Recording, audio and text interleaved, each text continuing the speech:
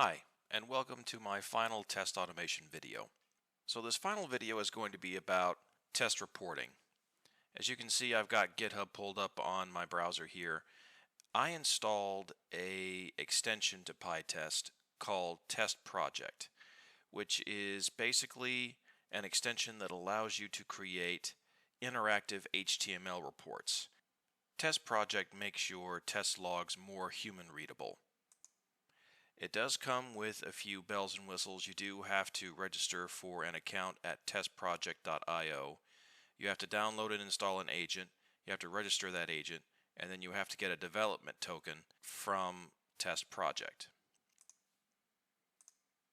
And if we take a look at our conftest.py file, you can see that after I ran the pip command to install TestProject, it put it in my Python distribution folder in a directory called site packages.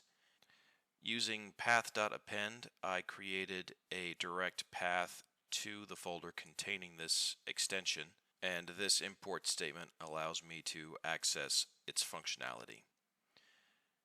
Down here in our browser fixture, I'm passing in a token which I got from the TestProject website after I registered my agent. And I also added a path to a folder that I created in our web_UI directory, which is where our HTML test reports are going to go. So I did that for both Chrome and Firefox. So let's see how this works.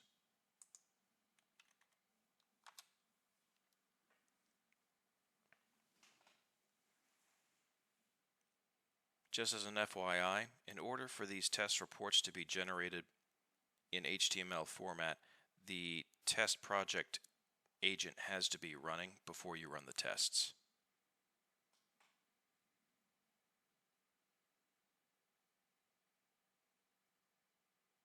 The GitHub page goes into more detail.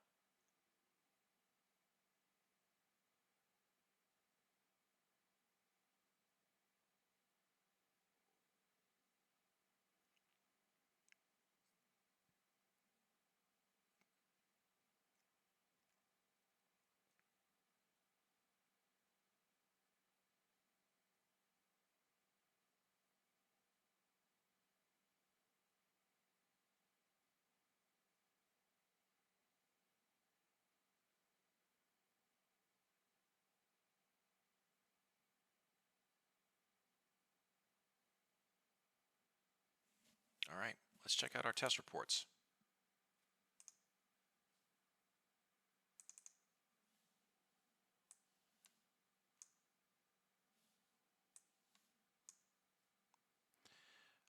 Okay, so here we have an execution ID, our platform, the name of our job, which is testweb_1, that's the name of our driver.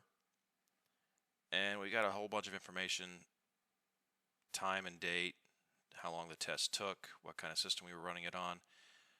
100% passed. And we also get a detailed description of all the steps that took place during the test, which is really cool. This is much easier to read than, let's say, a wall of traceback that you might get if you get an error on one of these tests. If you have a client that's interested in what you're testing for your application, this kind of extension might be easier for them to digest. Just a suggestion for who this was made for.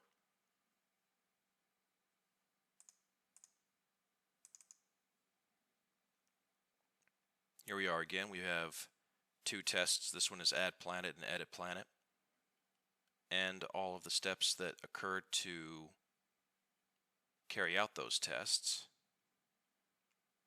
Very nice. Very pretty, very human readable. Oh, we had some failures. Delete planet and delete star both failed. So what happened? Final step. No such element. Unable to locate element. Okay. And same deal, it couldn't find the star Bob after it had deleted it, and it couldn't find the planet Alice after it had deleted it.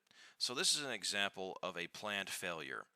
If your test is doing something like deleting an entry off a table and then going to look for it to make sure that it's not there and it fails, that's a planned failure. So it really depends on how you want your test reports to read.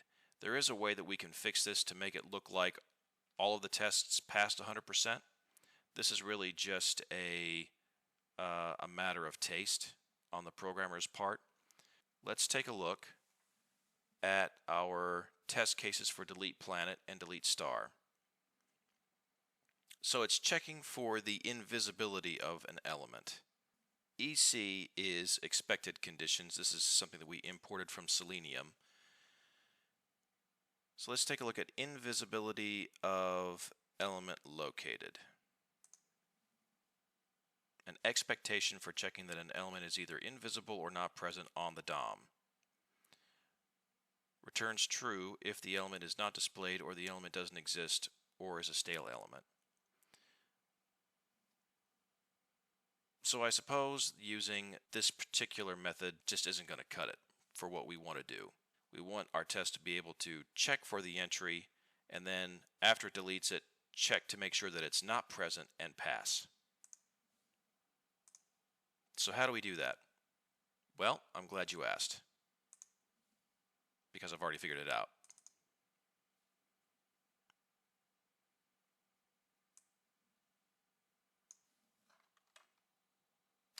We're going to take out these 3 lines of code here and put in this one assert statement. So what does this assert statement do? Well, first of all, it's going to follow the X path, planet path, and then it's going to look for the string that path leads to, in this case, Alice. And it's going to check the length of that string, and it's going to return 0. So there is no string, which is what we expected. So in order to assert true, we have to assert the opposite. So this is going to check to make sure that Alice was deleted. It's going to look for the element by its XPath. It's going to find that it's not there because it's going to return a length of 0, a string length of 0. And then we're going to assert that as a passing condition. And we're going to do the same thing here for star. In this case, we're going to look for Bob. That string is going to return a length of 0 because it's not there. We deleted it. And then we're going to assert the opposite in order to get a passing test. And we're done. So let's take a look at what we got now.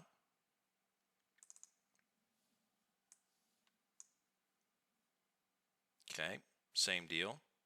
Add star, passed.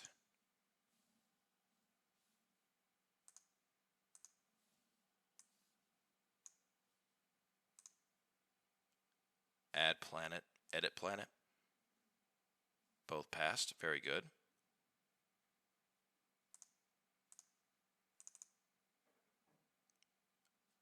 Delete planet, delete star, both passed.